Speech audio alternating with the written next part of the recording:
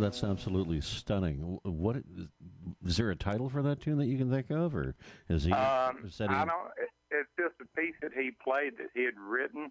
Wow. Got to get him. Got to get him on the microphone here sometime soon. That's I'll beautiful. get you hooked up with him. He'll come on. One thing I wanted to ask you as well, while I've got you talking about guitar building, is the finish on a guitar. How important is that, and why do you choose the type of materials to finish a guitar with that you do? Can you give us an idea what that's about? Yes, the first 40 guitars I built, I used the traditional nitrocellulose lacquer. Cellulose lacquer, you say? Yeah. Okay. And that comes from a beetle that attacks wood, and they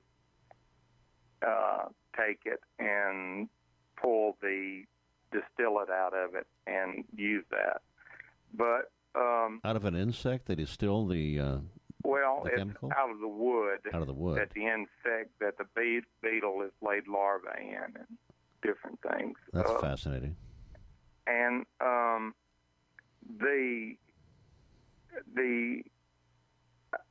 it's great. The only thing about that particular finish is it takes a very long time to off gas.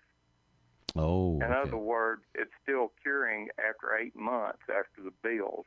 My goodness, really? And if you'll notice, you open a case up and you'll get a lacquer scent off of some of them. Okay. And that's it. So, and also, until that guitar totally cures, you're not going to get what it's actually going to sound like until it is 100% cured and hard. Right. So I have, and it also, you have to put the sealer on, several coats of sealer, and then several coats, as many as 12 coats of lacquer. Okay. And it takes a lot of time to finish one. So I have moved to a ultraviolet cure finish, and I can finish a guitar in a day or a day and a half now. That's amazing. What a transition that must be. Oh, it is. I mean, it's amazing. And Taylor and a bunch of those guys use this type of stuff. And what it is you have a sealer you put on, you hit it with this ultraviolet light, and it's immediately cured. Then you can sand it off. You said immediately cured. I mean, no time elapsed whatsoever, huh? Right. And then that, you may wipe 2 or 3 coats of that on. After you do that, then you can go in and shoot your finish on. And the finish, you hit it with a light, and it's cured. Okay.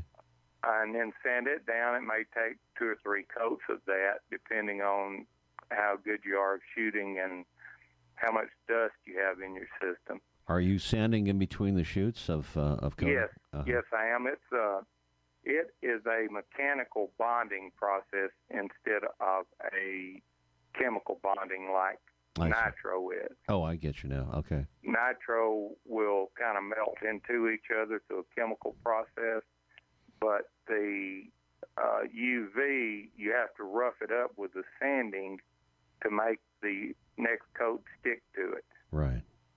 Through a mechanical bonding.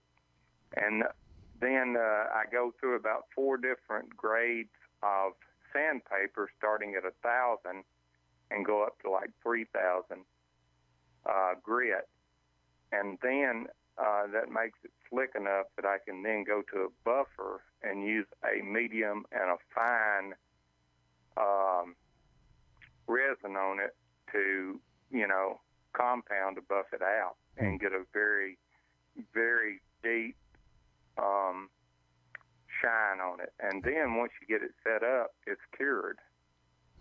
I mean, the guitars, there's no, the guitar will still open up and the wood will still open up some, but you're not waiting for 6 or 8 months for the nitro to cure out. Exactly. Has it been your experience that the tone is going to be changing and altering even after it's cured, say, for the next several years? As the guitar ages, how does that finish affect the tone? Well, of course, nitro is traditionally will crack and check throughout. I've got some old Gibsons and things that are, checked and cracked, and right. But the wood opens up. The vibrations kind of align the fibers and the pores and different things. And for instance, the worst thing you can do is have a guitar sitting around and not being played. Mm-hmm. In other words, if you took a guitar and stuck it under a bed for 10 years, it will not have progressed any towards the sound. It would have probably either stopped or backed up. So you have to play it again and open it back up. I see. And so it just takes playing. I think the more you play, the sweeter the guitar gets, the better it gets. I've got a Martin D3R, which is a variation of the D35, and Martin came out with the D3R to get a less expensive instrument out there in the marketplace. So they put cypress into the sides, and it changed the tone a bit. I actually like it better than the D35. But where I'm going with all of this is that the older it gets, the better it sounds. That's forever true on tone woods.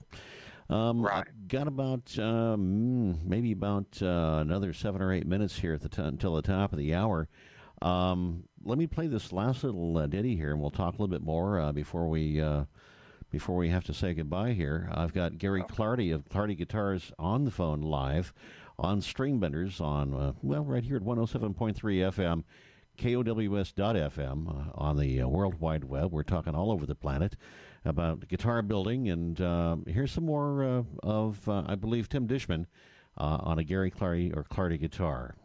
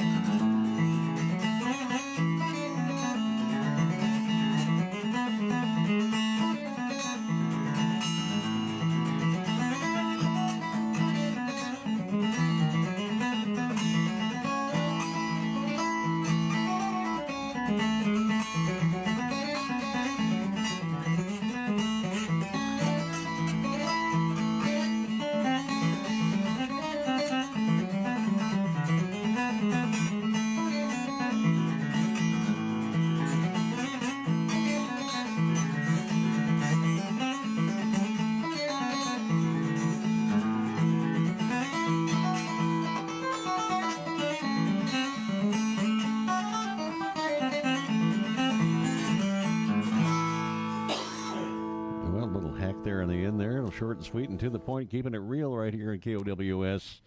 Gary, are you still there with me, buddy? I am. Fantastic. Roger. If somebody wants to get in touch with you, say from the what we call the left coast out here, what would be the best way to do that? The best way to do would be call my home number, and I'll give that to you. Okay. It is 615-441-6164. Okay. Or they can, if they have a Facebook account, they can just message me on Facebook. And that'll get it to you without any difficulty there. We have the technology here. And Gary, I'll be in touch with you certainly after the show, and we always touch bases periodically here on Facebook. And it's been an absolute delight to hear the anatomy of a guitar as it's being constructed through your dialogue here this afternoon. I've really enjoyed talking with you, and I know the listeners have too. So what I'll do is I'll knock out a copy of this and get it off to you so you have this for archival purposes. Actually, did a radio show on the West Coast out here. So all the best to you, my brother. It's been fantastic listening to the music as well from Tim Dishman, and I'm going to take you up on getting connected with Tim and see if we can. Okay, I'll hook you up with him, and just thank you so much, Roger, for having me, and I look forward to hearing from you. And if you see Stacy and Mark Catherine Bone, tell them hello out there. I absolutely will. I'll pass on those remarks fondly for you. Again, thank you so much for being on the show. Gary and Clardy Guitars. Gary Clardy, Clardy Guitars, easily found on the internet, and thanks again. I never know how to say goodbye. I just don't want to. I just don't want to do it. You're so welcome, buddy. We'll talk to you soon. Okay. All right. See you later. All right. Bye bye.